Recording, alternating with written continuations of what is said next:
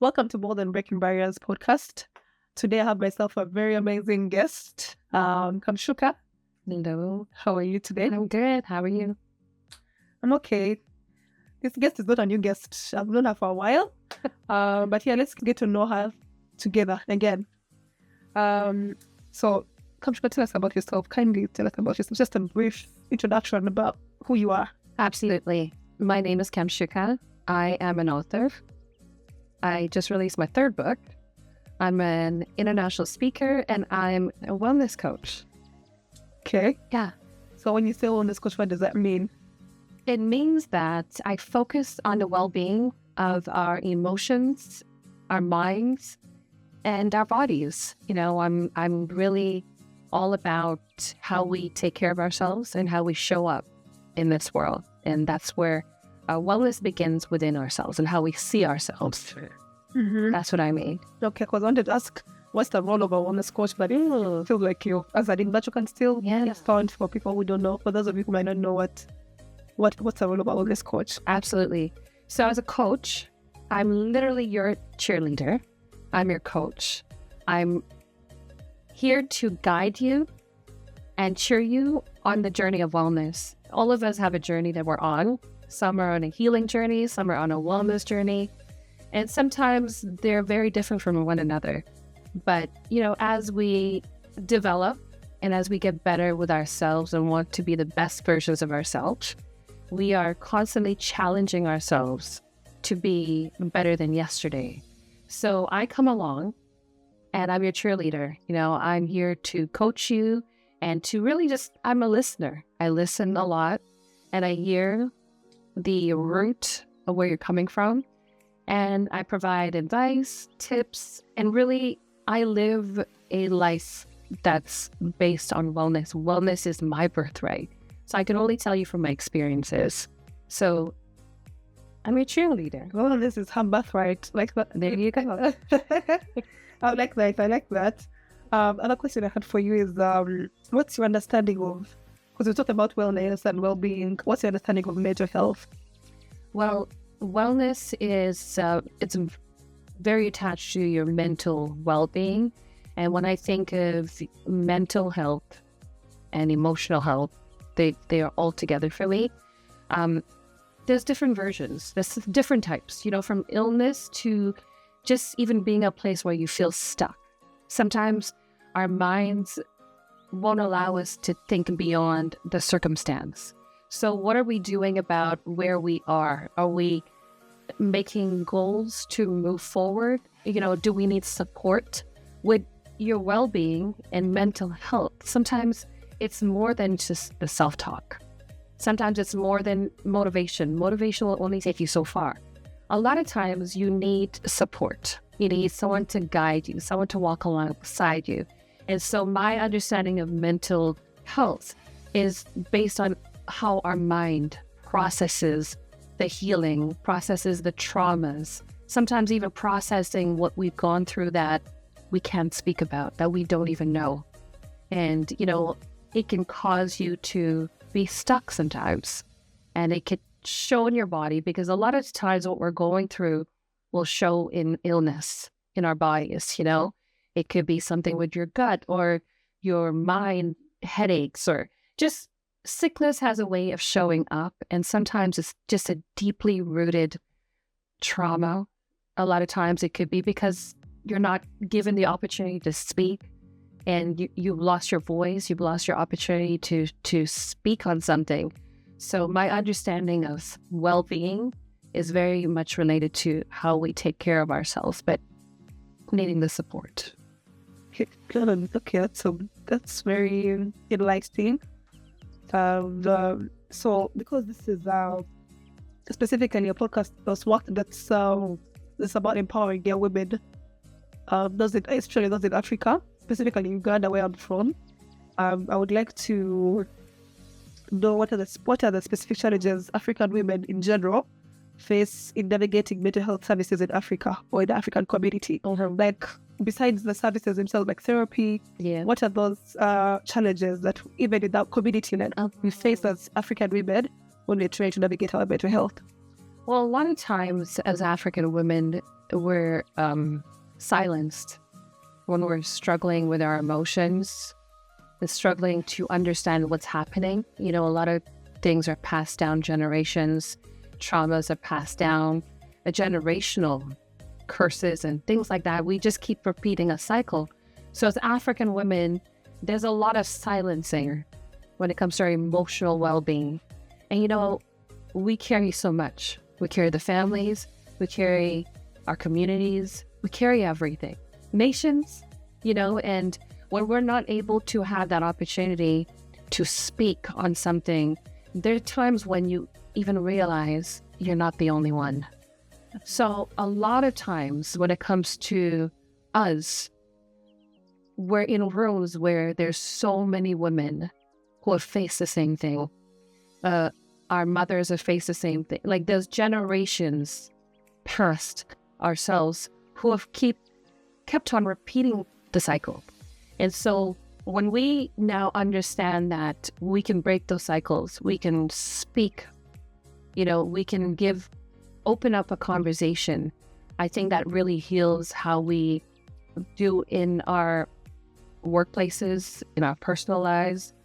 And hopefully it gives us an opportunity to speak to the generation before us and ask, you know, tell me about what it was like to be you when you were a child. Tell me about your journey. It helps us understand ourselves, and hopefully it helps them understand that they can also change a pattern of thought. So as African women, it's a lot. We carry so much. We carry nations. But I smelled when you said, tell me a lot about asking if maybe your grandmother or your mother, but tell me what it meant to be a child. Yeah. And I smelled because how many of them even know what it meant to be a child? But busy raising the family, even as being a woman from the time you're young, do this, like you don't even get to experience being what a child is, especially in those days. Yeah. So I can imagine asking someone like 80 what it meant to be a child. Tell me, But if you think about it, our mothers, grandmothers, they always share stories of the things they used to do. Oh, we used to walk this way. We used to carry that. We had to do this. We had to do that. You know, and a lot of these things. Had to do that, like doing adult things. Yeah, and they're children, but they had responsibility. And when we don't pay attention, we repeat these same lives, right? So this is what I'm saying. When you can be in a room and almost help a woman next to you unburden herself. When we start talking, we break these cycles. Yes, agreed. Talking helps. Talking helps. Yeah. So how can we work together to address the systemic issues that contribute to poor mental health outcomes for the African women? Like, how can we work together? Maybe besides like working with just us as friends, family, but also with the government. Yes. How can we come together to break the systemic barriers that are? Yeah, I actually wrote something on this, and I'm glad you asked me that question. As outside of just sitting with each other, first we're gonna break the silence, right? We're gonna break the silence by normalizing these conversations, normalizing conversations around mental health with our family members, in schools, because young girls, young boys, they're growing up in the same silence when we don't, open these conversations. Education is powerful and it helps to dismantle the stigma. So if the conversations can not only begin at home, and now within the schools they're having these conversations, then we're working together. It's a community effort. We also need to invest in the care, the training of how to care for mentally. That's a good idea. Yeah, unstable people, because it's one thing to have a conversation, but now we have to put some investment in. It could be getting healthcare providers to come and speak more, share some symptoms, like share what that looks like. What does it look like when somebody starts to break down mentally? Because then you'll say, oh, I think I've had that moment. I think I've experienced depression and I didn't understand that was happening to me. So that's another way. Another thing is to include traditional healing That's very important to me, to be able to approach what is familiar and safe. There are a lot of things our grandparents have done as well. It could be simple, like herbal teas, learning how to regulate our system. We have our nervous system, and constantly, because of the stress, it's going. And a simple thing as just understanding what it feels like to maybe even put your hand on your chest and breathe. It helps you regulate your system. But I'm already I want you to try it. This moment, after you saying it, I'm like, breathe. You're now I'm just breathing. I'm drinking the whole day. I'm like, because it's so, or one thing after the other, right? Can I get you to do it? Yeah, sure. So just put your hand on your chest right here, where your heart is, closer to your heart. Yeah. Okay. And you feel it. You feel your heartbeat. I'm going to ask you to close your eyes. Okay. And just take a deep breath. I'm going to guide you. We'll take like 3 breaths. Okay. So don't breathe in yet. Let go. Release. Okay. Breathe in. Breathe out. It's a real breathe out. Okay? You have to make sure you in and out, because it's a simple 3-step breathing, but it helps us regulate. When our nervous system is triggered by circumstances, by family, by our jobs, by little things, our friends, family members, we're on a survival mode. And we have to learn to just take a step back and breathe. And I said traditional ways of healing because sometimes you just need a really good tea. Yeah. Agreed. Slow down, drink a cup of tea, find a way to, just bring yourself back to the level ground. So some people could do that, and others you need to guide them. So that's another way we can, but the very thing that sticks with me is being able to educate, training, even women, women organizations, they can provide some training in schools as well. So this way we're on the same page about it. We know what to look for, what signs to look for. Okay. Just good advice. I think I like most of it. Actually, not all of it, but I like the part where you said training people, because I think very many times we get help from people who mean well, but are not trained to help. Because I can mean well to say, I feel bad, I'm sure I can through this together, but then I'm trying to help you, but I think you're the wrong way. Yes, I think the training is something that is lacking actually a lot in Africa, because we have everyone coming. You feel down on your price, and like, let's bring for your counselor. Counselor is come here, talk to blessing. And they have nothing to do with what you're going through. They don't even know what you're going through, but they're well-meaning people, but they're not trained to. I want to add that also collaborating is key. Collaborate with wellness practitioners. Collaborate with these professionals that can, you bring them in for training, and then let them work with the assigned people, because now in collaboration, you're also challenging governments to collaborate. Because if we're all on the same page, this is going back to a village mentality, right? We're a village.